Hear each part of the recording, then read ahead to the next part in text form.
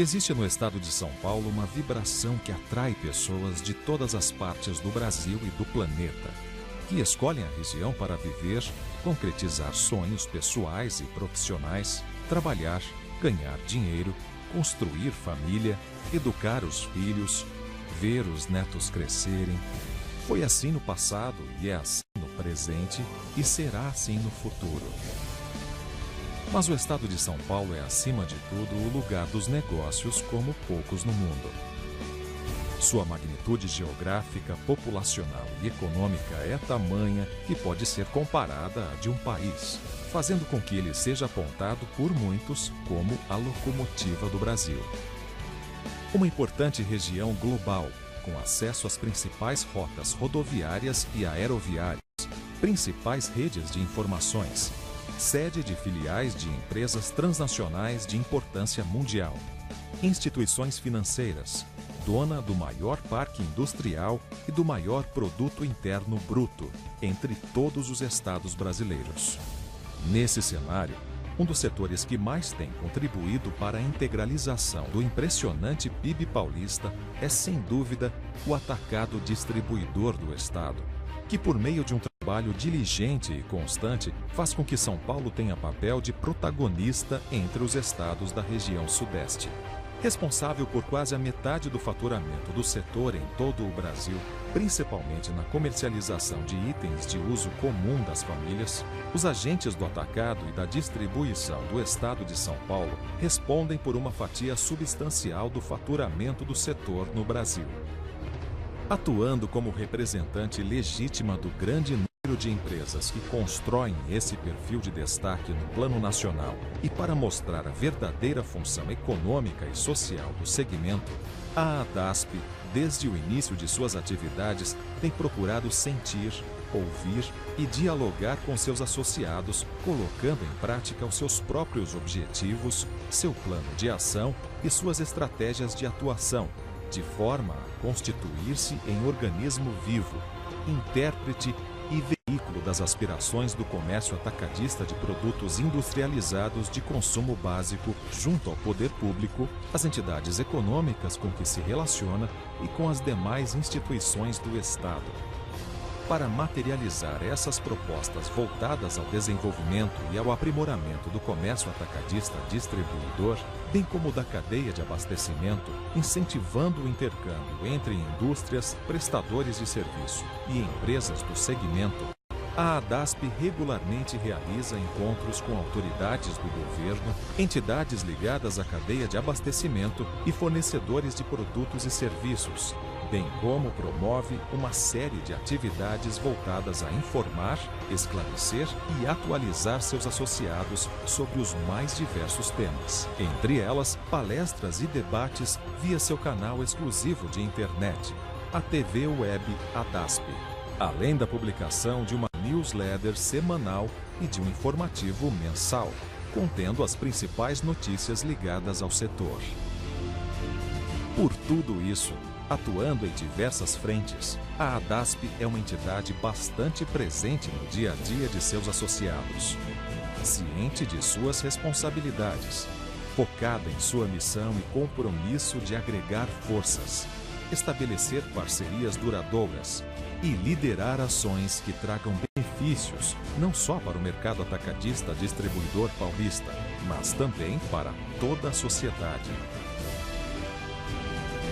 ADASP, parceiros e associados, juntos, construindo sempre mais pelo desenvolvimento econômico e social do Estado de São Paulo.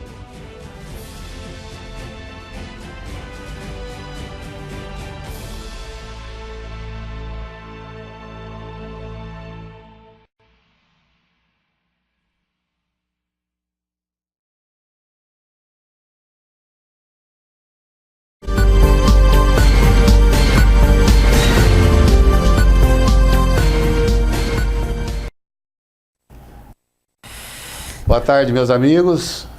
Estamos aqui hoje em mais um programa Consultor Jurídico ao Vivo, com a apresentação do Dr. José Damasceno Sampaio. No último programa eu não tive a oportunidade de estar com vocês. E hoje estou retornando aqui e já tem muita novidade, um monte de coisas aí que o Dr. Damasceno vai passar para vocês. Agradeço a PC Informática pelo patrocínio, agradeço a vocês por estarem aqui conosco e vamos fazer esse programa hoje um pouco mais cedo devido a algumas circunstâncias, porém espero que ele seja bastante proveitoso a todos vocês. O doutor Damasceno tem um monte de novidades aí que a gente vai, eu também vou ficar sabendo agora, porque ele só começou a me falar um pouquinho antes do programa aqui, eu espero que seja bastante proveitoso. Obrigado, bom programa a todos. Doutor, por favor. Boa tarde, Sandoval. Boa tarde a todos vocês que nos acompanham através do programa Consultor Jurídico ADASP. Aliás, sabia, Sandoval, que já passando dos 6 anos esse programa? Tá vendo? Né? Já está ficando histórico, não é?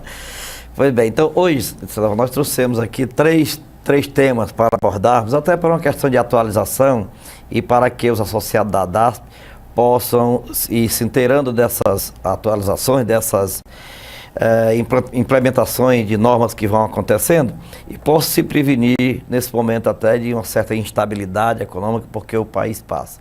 Então nós estamos trazendo aqui um cenário econômico e político para o Brasil na visão do G100, que é um grupo que nós vamos já comentar como é que ele é formado e qual o trabalho que ele desenvolve em todo o mundo. E tem um estudo recente que eles fizeram sobre a situação econômica e política do Brasil. E em pequenos slides, pequeno resumo, nós vamos apresentar para conhecimento dos nossos associados. O segundo item é a questão das mudanças na ST do ICMS, que entram em vigor no dia 1º de janeiro de 2016. Já aquela lei que foi aprovada, que é a lei complementar número 147, que emendou a lei complementar número 123, que é a lei geral da micro e pequena empresa, aquela relação de compra e venda entre o atacado, distribuidor e as empresas do Simples Nacional, que tem umas certas vedações, nós vamos comentar. E vamos fechar o programa de hoje no item tributário, obviamente que tem o painel também, que você vai abordar sobre o cadastro positivo, né? Nós vamos também abordar um pouquinho do que andou na reforma tributária, porque no último programa nós ficamos aqui. A sentença era, vai sair ou não vai sair essa reforma? A depender do que estava sendo proposto, ela não sairia. Caminhou um pouquinho, aconteceram mudanças, e é possível que ela saia em 2016, com muita dificuldade, mas é possível que ela saia. Então, o que andou, nós vamos também apresentar aqui. Então, o primeiro item, eu até pediria que colocasse o slide número 2 na tela, nós vamos falar sobre o cenário econômico e político para o Brasil na visão do G100. Então, o que é o G100? Está aí na tela. O G100 é um núcleo de estudos internacional, que hoje tem 120 membros, e aqui no Brasil eles têm uma ligação direta com os trabalhos da Fundação Getúlio Vargas. Por conseguinte, merece toda a credibilidade o estudo que eles fazem.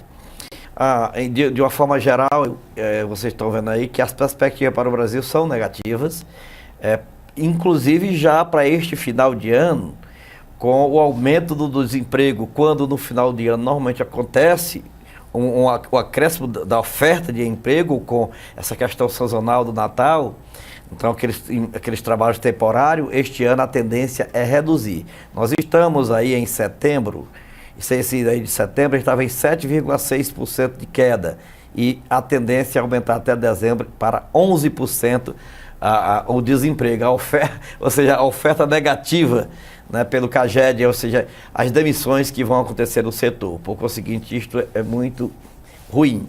A inadimplência tem tendência a aumentar. A inadimplência principalmente dos consumidores, dos lojistas, né? Não o consumidor do ramo de alimento, de higiene pessoal, de limpeza, não, porque normalmente isso aí não se compra fiado. Né? Normalmente se compra, mas a questão que é de crediário, a tendência por esse estudo é o aumento da inadimplência em virtude da instabilidade econômica. Ora, se aumenta o desemprego, aumenta também o índice digamos, a ausência de dinheiro para se gastar, né? Aí vem a inadimplência e tudo isso é consequência da atual instabilidade econômica e política, porque o Brasil passa. Nós temos uma instabilidade política muito grande, porque nós temos o pedido de impeachment da presidente, que está para ser analisada pelo presidente da Câmara Federal, que por conseguir talvez receba o impeachment antes dela, né? Porque a justificativa dele, antes de apresentar a defesa por escrito, ele fez uma defesa através de uma entrevista, na qual ele dizia que todo o dinheiro que ele tem no exterior, antes ele dizia que não tinha dinheiro nenhum no exterior, agora reconhece que tem dinheiro no exterior, mas esse dinheiro ele ganhou no exterior, em trabalho no exterior. Ele não era deputado, não era político, não tinha cargo público, por conseguinte ele podia fazer o que ele quisesse, porque ele ganhou esse dinheiro na comercialização de enlatados, né? Só que a produção do enlatado era no exterior e a venda era no exterior, e como ele intermediou que ganhou tanto dinheiro, porque hoje são, parece que 5 bilhões de dólares. Como esse pessoal é bom de negócio, né? Eu não entendo, olha, eu tô na fase de furar fila, né? Porque o único benefício para a idade, nessa maior idade, é poder furar fila. Então eu estou na fase de furar fila e eu só consegui isso, ter o direito de furar fila, porque é uma dificuldade. Olha, ontem mesmo, eu mandei esses slides aqui para a Flix TV, mandei para o João, era mais de 12 horas, porque ontem, 7 horas da manhã, eu estava no escritório trabalhando, saí para almoçar, voltei e trabalhei até 1 hora da manhã. E mesmo assim, para quê? Para poder comprar o pão e o leite das crianças lá de casa, das crianças carentes lá de casa. E esse pessoal é uma facilidade muito grande, eu não entendo. O cara não tem experiência nenhuma em absolutamente nada, e do dia para o outro, ele fala um negócio de conserto de ar-condicionado, do dia para o outro, é um dos maiores fazendeiros do país. Né? E ninguém viu, ninguém sabe de onde veio, por onde é que vai. O outro era torneiro mecânico, virou presidente, mas não é nem dele que eu quero falar, é do sobrinho. E em seguida já tinha uma empresa de assessoria para as maiores construtoras do país, prestando serviço na Europa, lá em Portugal. Está riquíssimo. Não dá para entender. Esses milagres eu não entendo. Nós somos muito incompetentes, doutor. Eu acho que nós somos muito incompetentes. Muito incompetentes. Nós que trabalhamos bastante, acho que nós trabalhamos em virtude dessa nossa incompetência. Pois é. Então, a coisa está essa instabilidade grande, porque a presidente se sujeita ao impeachment, se houver o impeachment dela direto, o Temer assumiria, porém, se for, tem uma votação que é para anular a eleição, em virtude da utilização do dinheiro do petrolão na eleição, então pegaria os dois, derrubaria a presidente e o vice-presidente, então teria que assumir o presidente da Câmara. O presidente da Câmara está com um problema semelhante, que é o Eduardo Cunha, então assumiria o presidente do Senado, que já se calou para poder ver se o pessoal o esquece, né? Que é o Renan Calheiros, também no mesmo problema. Aí vem o presidente do Supremo Tribunal Federal, que é o Lewandowski, que está dando entrevista de todo jeito aí, também de uma forma muito comprometedora. Então a instabilidade está girando em torno disso. O problema realmente no Brasil é esse. E para piorar mais ainda, os acordos de cooperação, os acertos, os convênios que o Brasil firmou, não vem cumprindo. Eu peço até para repetir aí o slide número 2, então vê a parte de baixo, do slide número 2, que nós temos, olha, um acordo de cooperação técnica e de transferência de tecnologia, que o Japão ofereceu ao Brasil para o processamento de alumínio para exportação. Cabia ao Brasil mandar os bolsistas para o Japão, e pagar a bolsa, estudo deles, que é para eles se manterem lá. E todo o ensinamento, tudo que foi de verba, transferência de tecnologia, de conhecimento, era feito pelo Japão. Sabe o que o Brasil fez? A finalidade era exportação para a Ásia e Indochina. A previsão, eu queria colocar o slide número 3. A previsão é que só a Indonésia cresça no próximo ano, no ano de 2016, ele é entre 4% a 5%, e mantém esse crescimento médio ano de 4% a 5%. O que o Brasil fez? Cortou as bolsas, e os bolsistas que estão no Japão ficaram a ver navio. Não sei nem se lá tem mar, né? A ver navio. Lá se tem navio, né? Fica a ver navio porque o Brasil não mandou o dinheiro. Mandou os bolsistas para lá, selecionou os bolsistas e eles ficaram lá sem condição de manter. O resultado final é que o Brasil, por não cumprir a sua parte, o Japão não ficou na obrigação de cumprir. E é uma grande oportunidade de nós termos pessoas especializadas nesse tipo de produção, que é exatamente a questão do processamento do alumínio no Brasil, para a exportação, quer dizer, com qualidade de exportação, o Brasil não cumpriu a sua parte. O mesmo estudo desse grupo, ele apresenta o seguinte: o PIB de 2015, menos 2,43, está aí na tela. Ó. O PIB, menos 2,43. 2016, menos 0,80. Vai melhorando um pouquinho, não é? E em 2017 aqui passaria para 0,63. Nós sabemos que em 2014 nós tivemos o PIB negativo, né? Nós tivemos o crescimento do PIB negativo. Então, da mesma forma, em 2015 aumenta mais um pouquinho, porque lá ficou considerado tecnicamente empatado, que era 0,01, né? 0,01. Agora aumenta o déficit em 2,43, volta para 0,80, e em 2017 é que o Brasil começaria a empatar, né? A se equilibrar. O câmbio, em 2015, o dólar, né? Ficaria em 3,92, e em 2016, 4,13. E em 2017, eu não coloquei aí, mas ele cai novamente para 3 e um quebradinho e vai se estabilizando. A Selic, que é a taxa do juro dos tributos, né? Em 2015 está em 14,25, que é aquele que o Banco Central se reúne, o Comitê do Banco Central se reúne para definir, que é o meio de atualização dos débitos para com a União, os estados e municípios, e vice-versa, né, na ordem inversa, por isso que também cresce. Então é 14,25, em 2016 ela vai cair para 13, em 2017 para 12,25, que era o patamar que estava no ano passado. Né? Aliás, chegou até a 9, né? Estava em 9 e pouco, e foi subindo, e já está hoje com a previsão de fecharmos o ano em 14,25. Já hoje está em 14,25.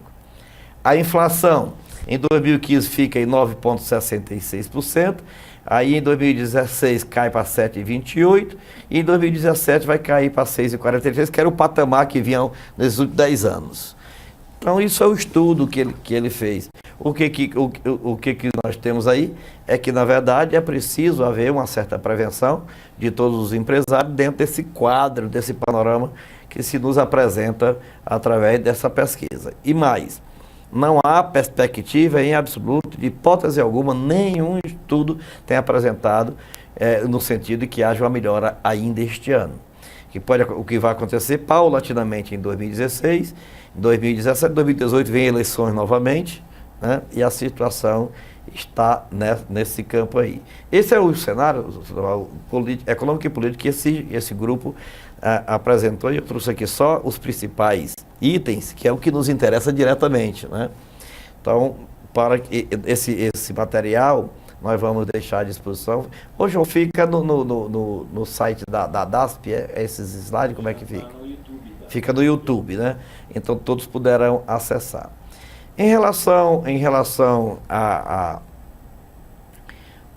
ao ICMS, que entra em vigor, nós comentamos já aqui diversas vezes, principalmente no ano de 2014, aquele projeto de lei que vinha modificando, a luta foi grande para que toda a operação do atacado e da distribuição com o pessoal, as empresas do Simples Nacional, não se submetesse digamos, ao regime de substituição. E a não submeter ao regime de substituição, já que todo o atacado do Estado de São Paulo, principalmente do Estado de São Paulo, recebe a mercadoria, compra a mercadoria dentro ou fora, sob o regime de substituição tributária, ficaria naquela gangorra de ter que desfazer o sistema e pedir a devolução. Então a descapitalização seria bem maior. A lei foi aprovada, é a lei complementar número 147, em boa parte dela entrou em vigor ainda agora, no ano de 2015, em janeiro de 2015. E uma parte ficou postergada para entrar em vigor no dia 1º de janeiro de 2016. No que diz respeito aos produtos de substituição tributária, nas vendas do atacado para as empresas do Simples Nacional, foi tudo postergado para 2016. Mas ficou dividido em diversos segmentos, um grupo de 57 tipos de operações, de categorias de produtos, e mais um sistema monofásico e uma modalidade que é a operação porta a porta, ela ficará no mesmo regime que hoje está. Então, quando o atacado vender para as empresas do Simples Nacional, vai tratá-la do mesmo jeito que trataria uma empresa que não esteja no Simples Nacional. Porém, alguns outros produtos, eles terão que desfazer. Por exemplo, nós vamos ver aqui, eu vou apresentar os 57 grupos, as 57 categorias de produto, e nós vamos ver, eu tive procurando, eu achar difícil que tivesse alguma mercadoria que não tivesse nesse sistema aqui. Mas tem diversas, pilhas, baterias. Quando vender para o microempreendedor, para a empresa de pequeno porte, que tiver no Simples Nacional, o atacado vai ter que desfazer a substituição tributária. Vai ter que se creditar do valor que já pagou, vender com a operação normal, gerando débito para si e gerando crédito para a empresa do Simples Nacional, para que ela obviamente, se ela está no Simples Nacional, não vai nem se apropriar, mas para que ela tenha o benefício, que eu acho que ela continuava tendo, é preciso desfazer isso. Então nós temos, mantém-se como atualmente, uma modalidade de operação, que é a operação porta a porta. Você quer botar no slide para o pessoal? Não, eu vou botar daqui mais na frente. Operações com produto sujeito à tributação monofásica. Vou colocar o slide número 5, que tem um resumo do que nós estamos comentando. Mantém-se como atualmente, ou seja, mantém-se sob o regime da substituição tributária na venda às empresas do Simples Nacional. Uma modalidade de operação, que é a porta a porta. E o CONFAS já definiu quais são as mercadorias que estão nesse sistema porta a porta. Nós vamos fazer uma circular para todos vocês que nos acompanham, todos os associados da DASP, dando a relação, inclusive, com a classificação para a nomenclatura, para que não haja dúvida de todos esses produtos aqui. Os produtos sujeitos à modalidade de operação porta a porta, o das operações de produtos sujeitos à tributação monofásica, e as 57 categorias de produto com regime de antecipação do imposto com encerramento de tributação. Aqui eles ficam resumindo o seguinte, o slide número 6, eu pediria que fosse passando, nós vamos mostrar aí, o slide número 6, combustível lubrificante, energia elétrica, cigarros e outros produtos derivados do fumo, bebidas, óleos e azeites vegetais comestíveis, farinha de trigo e mistura de farinha de trigo, vocês vão ver que não tem farinha de mandioca, né? Massas alimentícias, no slide 7 que já passou, nós temos açúcares, produtos lácteos, carnes e suas preparações, preparação à base de cereais, chocolates, produtos de padaria e da indústria de bolachas e biscoitos, sorvetes e preparados para a fabricação de sorvetes em máquinas, cafés e mates, seus extratos, essências e concentrados, preparações para molhos e molhos preparados, preparação de produtos vegetais, rações para animais domésticos, veículos automotivos e automotores, suas peças, componentes e acessórios, pneumáticos, câmaras de ar e protetores de borracha, medicamentos e outros produtos farmacêuticos para uso humano ou veterinário, cosméticos, produto de perfumaria e de higiene pessoal, papéis, plásticos, canetas e malas, deve ser para carregar as canetas, né, a mala, cimentos, cal e argamassa, e acho interessante, que tem cimentos. Aí quando vai lá para a nomenclatura só tem cimentos, não tem diversos tipos de cimentos, é só cimento mesmo. 29, que é cal e argamassa, 30, produtos cerâmicos, 31, vidros, 32, obras de metal e plásticos para a construção, que é obra de metal e plástico, que é aquelas, por exemplo, aquela estrutura, né, que se compra para poder fazer malha, para fazer as conexões, né? As conexões, o concreto, as telhas e caixas d'água, tintas e vernizes, né, produtos eletrônicos, eletroeletrônicos e eletrodomésticos, todo tipo de fio, cabos e outros condutores, transformadores elétricos e reatores, disjuntores, interruptores e tomadas, isoladores para raios e lâmpadas, máquinas e aparelhos de ar-condicionado, centrifugadores de uso doméstico, aparelhos e instrumentos de pesagem de uso doméstico, extintores, aparelhos ou máquinas de barbear, máquina de cortar o cabelo ou de tosquiar. Aí o 49, aparelhos de depilar com motor elétrico incorporado, aquecedores elétricos de água para uso doméstico e termômetros, ferramentas, álcool etílico, sabões em pó e líquidos para roupas, detergentes, alvejantes e fechando nós temos as esponjas e as palhas de aço e amaciante de roupa. Eu não vi fósforo aí também, né? Não tem fósforo, não tem pilha, não tem baterias, quer dizer, esses produtos, eles quando forem ser comerciados nas revendas para o varejo das empresas no Simples Nacional, vão ter que desfazer o Simples Nacional. E essas 57 categorias que nós apresentamos aí, que nós vamos passar através de circular, porque o item por item fica muito grande, são parece que 8 anexos a uma resolução do CONFAS, que ele baixou recentemente, para entrar em vigor no dia 1º de janeiro, nós vamos transformar em documento e botar à disposição de todos os nossos associados, para que lá ele tenha realmente, por exemplo, esponjas. Aí vai ter o tipo de esponja e a sua respectiva nomenclatura de classificação para efeito de controle. Então, esses são os produtos que continuarão no regime atual, continuarão no mesmo sistema atual, a partir do dia 1º de janeiro. Então, nós vemos que a grande maioria dos produtos comercializados pelo setor atacadista permanece no regime atual. Então, foi uma grande vitória. Na última, digamos, no apagar das luzes, porque nada disso estava na lei. Passava tudo, 100%. E no apagar das luzes foi conseguido que isso fosse mantido, porque seria uma dificuldade muito grande para o setor atacadista, principalmente o setor atacadista do estado de São Paulo. Nós vamos chamar os nossos comerciais e voltamos daqui a pouco com a outra parte do nosso programa de hoje, que é a questão da reforma tributária, o que andou e o que é possível acontecer, o que é factível, e também o cadastro positivo que será apresentado pelo nosso presidente Sandoval de Araújo. Então, chamamos os nossos comerciais agradecendo a PC Sistema e a Serasa que tem patrocinado este programa.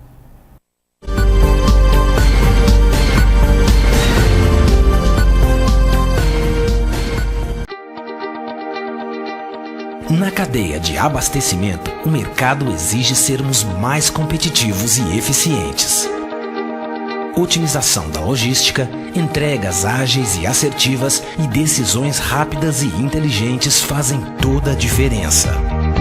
Pensando nisso, a PC Sistemas desenvolve softwares de gestão que auxiliam os empresários a alcançarem os melhores resultados.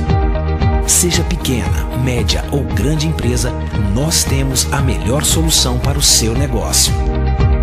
Líder de mercado com 4.900 clientes e mais de 53 mil usuários em todo o Brasil. Evolução reconhecida por todos. 44% das empresas do ranking Abad e 26% das empresas do ranking Anamaco são clientes PC. Temos o melhor analista de suporte do Brasil. Estamos entre as 3 mais inovadoras do país e somos uma das melhores empresas para se trabalhar, segundo o Great Place to Work. Tornar nossos clientes mais competitivos através de soluções inovadoras é a missão da PC Sistemas. Porque sabemos que melhor que chegar até aqui é saber que você pode ir mais longe. Pense no futuro. Opte pela inovação. Decida pela PC Sistemas. Agende uma visita. PC Sistemas. Nossos clientes recomendam.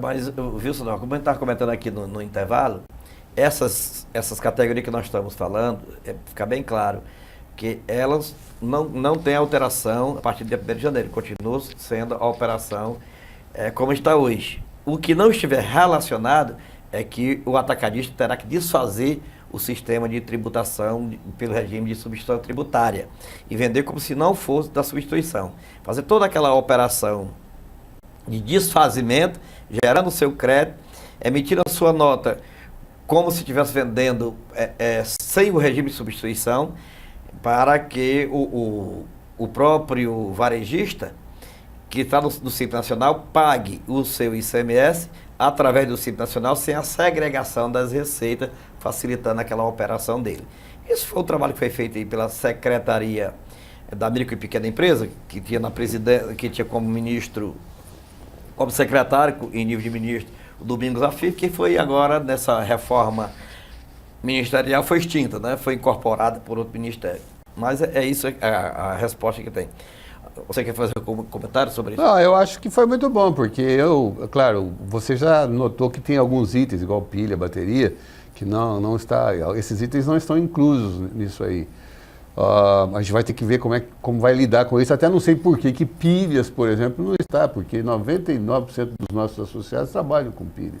Então, eu não sei como fazer isso aí, a gente vai ter que aprender. Mas, de alguma forma, pelos itens que estão aí, 57 categorias, isso não mudando, de alguma forma, não vai dar tanto trabalho, né? Porque chega de passar Natal, Réveillon, fazendo balanço e avaliando o que vai ser de novidade, que tem que começar o ano já mudando um monte de coisa. Pelo jeito, não é tanta coisa assim, e de alguma forma é boa notícia. É boa notícia. Isso. Só lembrando também, ainda desse tema, que no dia 1º de janeiro, embora não esteja aqui, no dia 1º de janeiro entra em vigor as normas pertinentes à comercialização através do sistema não presencial. É aquela compra pela internet, por telefone, aquelas compras que você faz de um estado para outro, sem ir lá na loja comprar e nem levar o produto.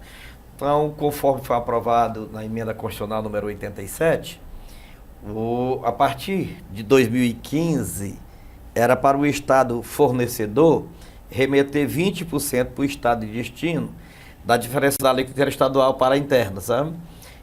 Digamos, 17%, que é a normalidade das alíquotas. Quando você está falando mais para o estado de São Paulo, coloque 18%. Porque assim fica mais fácil, né? Exato. Mas eu estou botando aqui que a regra geral é 17. Aí São Paulo é 18. Agora os estados estão copiando São Paulo, quase todos estão botando 18. Né? Agora vai ter um projeto de lei lá no Ceará para 18, a Bahia tem um projeto para 18. Então, só que aqui é 17 para o governo, né? como imposto, e 1% é para o fundo, né? Da pobreza, né? Para o fundo dos nordestinos. Pois bem, então essa diferença de 17, 18 para 7%, então vamos considerar que em São Paulo 11%, ele teria que passar 20% desse aí. Desse 11%. Desse 11% já agora em 2015 para o estado de destino. Porém, a lei diz, a emenda constitucional diz que é 20% em janeiro. Em 2015. Só que a lei foi aprovada no meio do ano. Então não tem condição de um sistema implementar. Então, os estados de destino perderam este 2015, esses 20% durante o ano 2015. Então, a legislação, é preciso que cada estado incorpore à sua legislação estadual essa decisão para poder ter o poder de exigir, né? O poder de cobrar isso aí. Então, foi preciso fazer uma lei ordinária incorporando essa modificação, esse tipo, e classificando e regulamentando para que houvesse a entrada dessas receitas no Estado. Resultado é que todos os estados e o Distrito Federal vão passar a receber essa diferença a partir de janeiro de 2016. Só que em vez de ser de 20%, vai ser de 40%. Por quê? Porque seria os 20% em 2015 e em 2016 esses 20% dobraria, passaria para 40%. Em 2017 passa para 60%, em 2018 para 80% e em 2019 100%. Da diferença para o destino. Para o destino, exatamente. Quem é que vai ficar responsável por isso? Por isso que eu estou chamando a atenção. É quem vender. Quem vender a mercadoria através do regime, através do sistema não presencial, né, no estado de São Paulo, ele vai fazer 3 recolhimentos. Primeiro recolhimento, o ICMS dele na guia normal para o estado de São Paulo. Segundo recolhimento, 60% da diferença de alíquota para o estado de São Paulo. Os outros 40% para o destino. E na outra guia, 40% para o estado de destino. Para a secretaria já, né? Direto para a secretaria, recolhendo uma guia própria para a Secretaria da Fazenda de lá. Tá. E para isso ele vai ter que ter um cadastro para o estado que ele vai fornecer. Tá. Ele vai ter que se cadastrar no estado de destino, ter uma inscrição para que ele possa recolher. Então isso é muito importante nós sabermos. Está certo que o nosso atacado quase não trabalha nesse sentido, mas nós temos alguns associados que vendem por esse sistema de não presencial. Não presencial. Em relação à reforma tributária, né, então eu pediria que colocasse o slide 17, que são os 4 itens próprios que estão aí na proposta de reforma tributária. É o Pacto Federativo, que o Pacto Federativo depende de uma lei federal que já está tramitando. A unificação das alíquotas interestaduais do ICMS, que depende de uma decisão do CONFAS e de uma lei federal englobando a participação de todos os estados. A criação dos fundos de compensação é a repatriação de bens ou direitos. São 4 que tem que caminhar junto para, no final, a reforma tributária acontecer. Então eu peço o slide 18, que tem o resumo. Vamos ver, ó. Redução da alíquota interestadual para 4%. Então a interestadual hoje, de São Paulo, é de 7%. E 12%. E dos demais, São Paulo, Rio Grande do Sul, Paraná, Santa Catarina, Minas Gerais e Rio de Janeiro para os demais estados, é de 7%. É de 7%. Isso aí, aprovando no ano, a ideia era que em 2016 caísse para 6%, em 2017 caísse para 5%, em 2018 caísse para 4% e parou aí. Mas os estados que vendem com 12% viria para 11%, para 10%, para 9%, até chegar nos 4%. Quando tiver todo mundo unificado, aí vai acontecer o quê? Vai acontecer um probleminha com essas diferenças de alíquota e de arrecadação. Para complementar, tem uma lei que está regulamentando os incentivos fiscais, que eu não coloquei aí, mas é um outro item que está dentro da reforma, que estabelece a regularização dos incentivos fiscais, aquilo que foram vedados pelo Supremo Tribunal Federal. Aí cada estado diz que incentivo quer dar, vai lá. Se ele já cancelou por força de decisão judicial, ele pode reimplantar. Se ele não cancelou ainda, ele pode manter, desde que ele submeta a homologação pelo CONFAS. A homologação não exige mais a unanimidade, aquilo que nós já comentamos aqui, que é uma proporcionalidade pelas regiões e pelos estados de cada região, daquela proporcionalidade para a aprovação. Então, feito isso, os estados que dão incentivo para a indústria se instalar naquele destino, para questão de geração de emprego e de arrecadação, vai ter um probleminha também. Então vem a questão do fundo, que está novamente nesse slide número 18, que eu peço o retorno dele. Então, olha, esse Fundo de Desenvolvimento Regional e Infraestrutura e o Fundo de Auxílio Financeiro, a convergência de alíquota do ICMS. O primeiro, Fundo de Desenvolvimento Regional e Infraestrutura, tem a ver com os incentivos fiscais que vão ficar proibidos, né? Só vão ficar aqueles que já existem hoje, que forem cumpridas algumas obrigações homologadas pelo CONFAS. O Fundo de Auxílio Financeiro, a convergência de alíquota do ICMS, é exatamente para compensar a redução da alíquota, ou a unificação das alíquotas interestaduais em 4%. E a receita para a constituição desse fundo, que está previsto já no outro projeto de lei, que não é um projeto, que é uma medida provisória, que é a medida provisória número 683 de 2015, que é a multa da repatriação dos valores depositados no exterior. 15 mais 15. A proposta do governo era de 17,5 mais 17,5, que ficava em 35%. O senador Rodolfo Rodrigues apresentou um projeto no Senado Federal estabelecendo 17,5 e 17,5. E até negociou e ficou em 15,15. Porém, a Câmara Federal não gostou da ideia. Naquela ciumeira entre o Cunha e o Renan, aí para poder andar, se chegar aqui nós vamos trancar. O Cunha disse, se chegar, o Senado aprova e manda para a Câmara entende que ela está vendo uma usurpação das iniciativas, por conseguinte não aceitaria.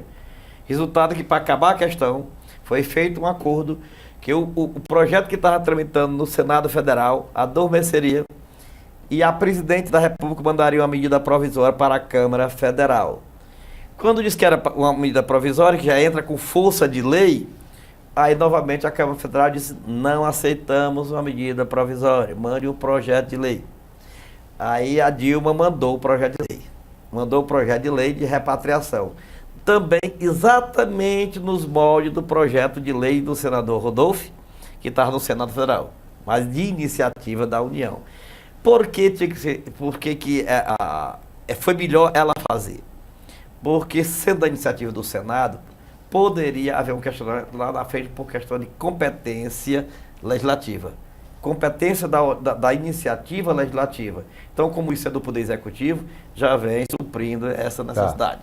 Tá? Então, o substitutivo o projeto de lei é o projeto de lei número 2.960, origem do Poder Executivo, e ele tem como relator o deputado Manuel Júnior, que é do PMDB, não sei de que estado, não anotei, e dispõe sobre o regime especial de regularização, cambial e tributação, e tributária de recursos, bens ou direitos de ordem lícita não declarados, remetidos, mantidos no exterior ou repatriados por residentes ou domiciliados no país e da outras providências.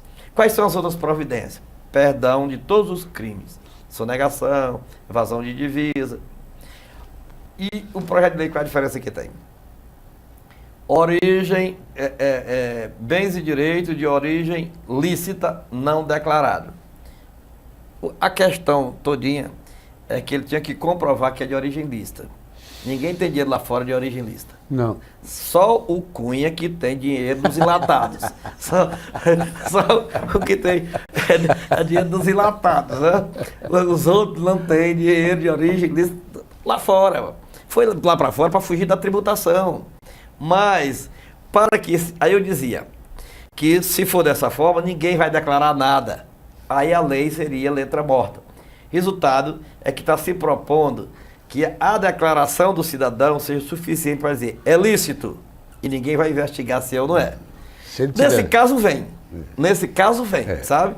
E eu sou a favor que venha. É melhor que entre qualquer coisa aqui do que não entrar nada. Né? Do que não entrar nada. É dinheiro que está esterilizado lá fora. Aí o que aconteceu? Fizeram uma peneira. Se o dinheiro tiver alguma ligação com qualquer desses processos que hoje já estão tramitando, Petrolão, BNDES, aquele outro que já foi julgado, então esse não poderá. Não poderá. Então qualquer um deles que estiver envolvido com isso, não poderá. E eles estão querendo acrescentar também que nenhum senador, nenhum deputado poderá repatriar valores. Que tristeza. Pois é, eles estão querendo colocar.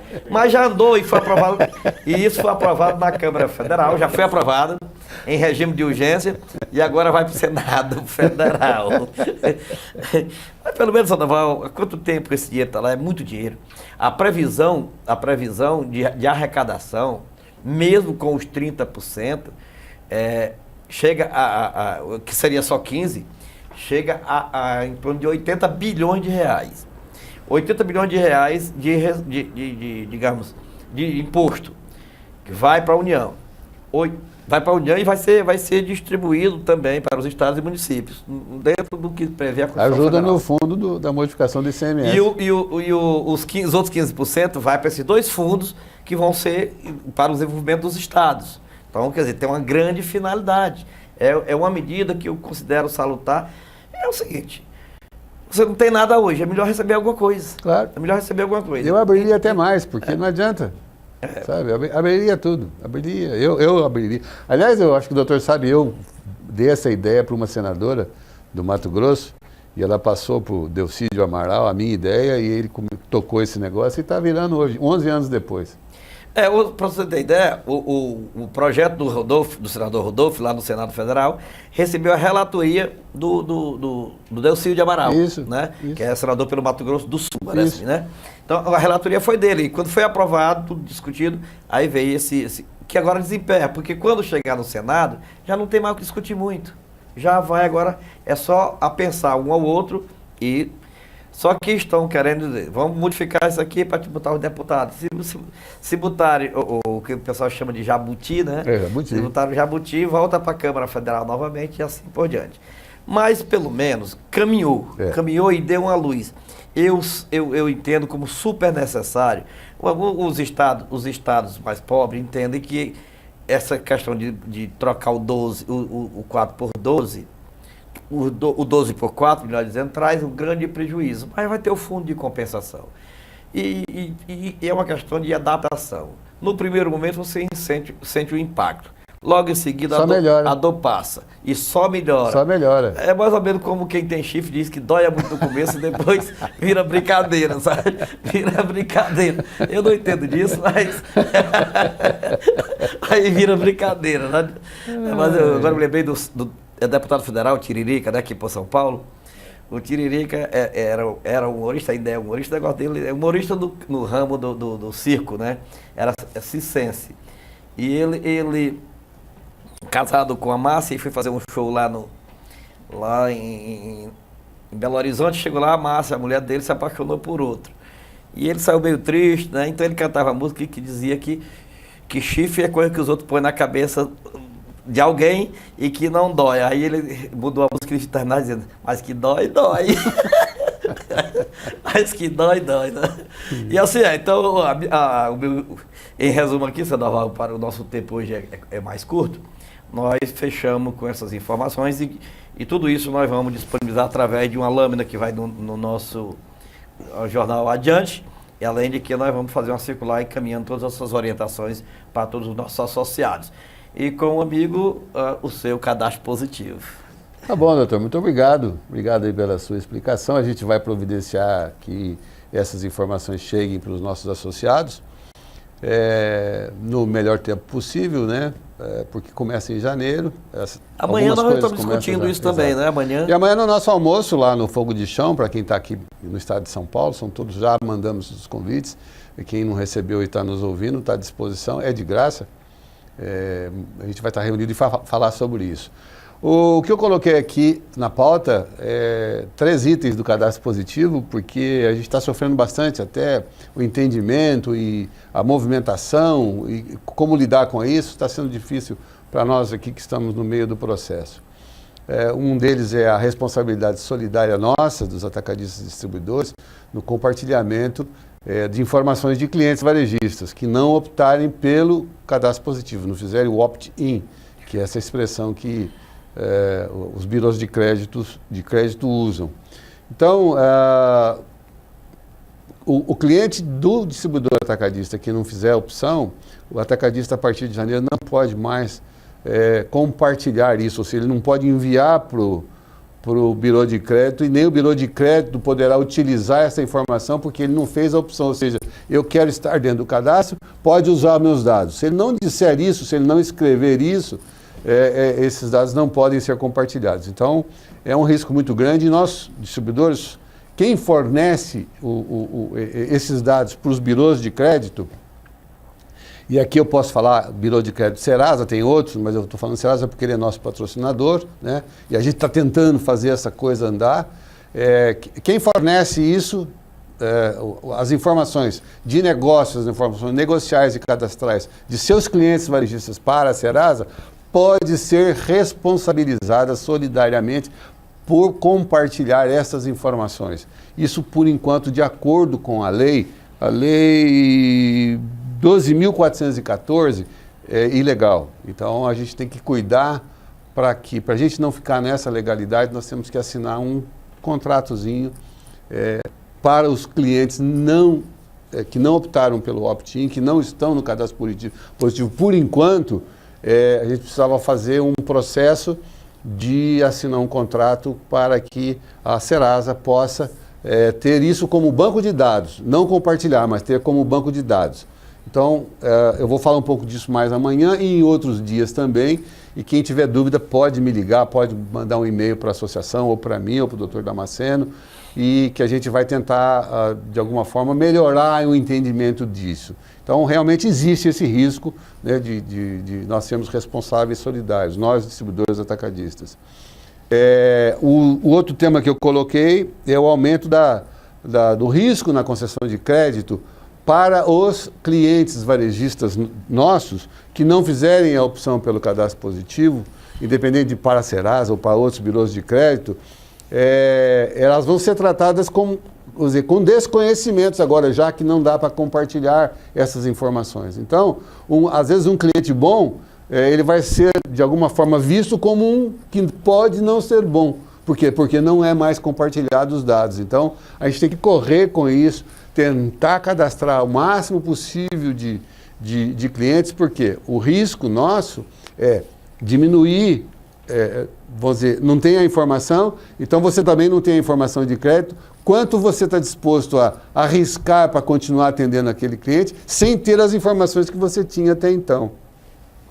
Esse aumento de inadimplência que está visível para todos os setores no país, agora ele pode ficar um pouco mais agudo e eu acredito que nós temos que trabalhar bastante para colocar esses clientes no cadastro positivo, fazer a opção, aquela opt-in, quer dizer, a opção dele participar do cadastro positivo para a gente diminuir esses riscos. Por quê?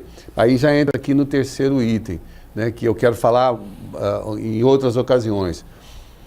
No caso do cash and carry, os atacarejos, por exemplo, normalmente os clientes varejistas vão lá comprar e compram no dinheiro ou no cartão de crédito. Então não precisa da informação. Se nós que fazemos, nós também somos esses, mas as empresas que fazem a pré-venda, ou seja, que tem vendedor, preposto, representante, enfim, tem os seus agentes negociais lá na frente que fazem a venda, vêm para cá, para poder faturar e mandar boleto, etc. e tal, aí precisa dessa informação de crédito. Não tem o risco de inadimplência, o risco corrido vai ser muito maior. Então, possivelmente a gente vai perder faturamento, essa categoria de pré-venda vai perder faturamento para o cash and carry. Com certeza isso vai acontecer. Então, são 3 itens que eu queria colocar para vocês. A gente tem que trabalhar isso, lidar com isso da melhor forma possível. A associação está à disposição, eu estou, o doutor Damasceno, o João, enfim, todos nós estamos à disposição. E amanhã no almoço a gente vai debater com um pouco mais de tempo sobre esses 3 itens que eu considero muito importantes. Quero encerrar então agradecendo o esforço do João para fazer as coisas acontecerem aqui, nosso diretor executivo. O doutor Damasceno, com sua pesquisa, com a sua sabedoria, a boa vontade de entender as coisas que estão acontecendo, trazendo até informações sobre aspectos econômicos, sobre a visão de um grupo de 100 empresas que estão vendo vários países, inclusive o Brasil. Ele trouxe essas informações aqui. As informações a respeito das novidades para janeiro, enfim, das coisas até políticas que estão acontecendo no nosso Congresso. E, enfim, quero agradecer a todos, então, por nos assistir, agradecimento especial mesmo por nos dar esta audiência. Falo mais uma vez, amanhã nós vamos ter um almoço no Fogo de Chão lá do Center Norte. Espero que os que ainda não confirmaram sua presença nos deem a honra da presença lá. E a gente vai falar um pouquinho mais sobre isso. Quero agradecer nossos patrocinadores, em especial a PC Informática, que nos patrocina sempre, a Serasa, Experian. E um abraço a todos vocês, até o próximo programa, ou então até amanhã no almoço. Muito obrigado.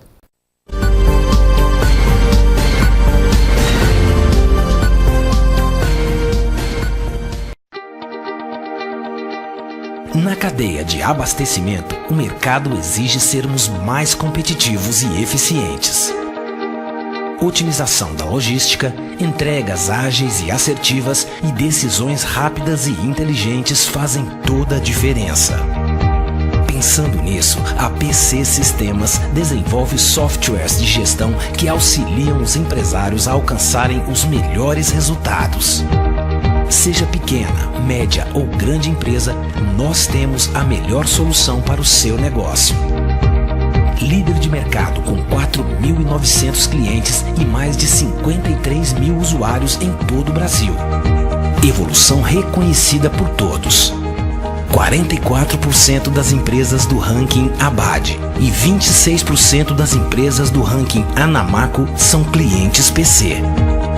Temos o melhor analista de suporte do Brasil, estamos entre as 3 mais inovadoras do país e somos uma das melhores empresas para se trabalhar, segundo o Great Place to Work. Tornar nossos clientes mais competitivos através de soluções inovadoras é a missão da PC Sistemas. Porque sabemos que melhor que chegar até aqui é saber que você pode ir mais longe. Pense no futuro. Opte pela inovação. Decida pela PC Sistemas. Agende uma visita. PC Sistemas. Nossos clientes recomendam.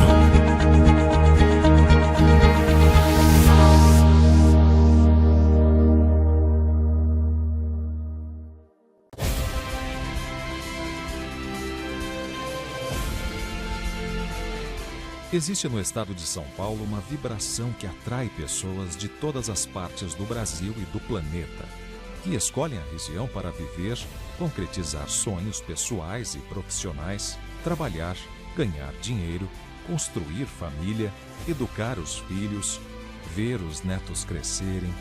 Foi assim no passado e é assim no presente e será assim no futuro. Mas o estado de São Paulo é, acima de tudo, o lugar dos negócios como poucos no mundo.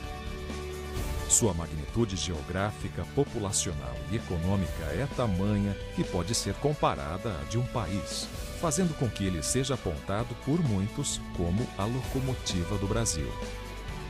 Uma importante região global, com acesso às principais rotas rodoviárias e aeroviárias, principais redes de informações, sede de filiais de empresas transnacionais de importância mundial, instituições financeiras, dona do maior parque industrial e do maior produto interno bruto entre todos os estados brasileiros. Nesse cenário, um dos setores que mais tem contribuído para a integralização do impressionante PIB paulista é, sem dúvida, o atacado distribuidor do estado, que por meio de um trabalho diligente e constante faz com que São Paulo tenha papel de protagonista entre os estados da região sudeste. Responsável por quase a metade do faturamento do setor em todo o Brasil, principalmente na comercialização de itens de uso comum das famílias, os agentes do atacado e da distribuição do estado de São Paulo respondem por uma fatia substancial do faturamento do setor no Brasil.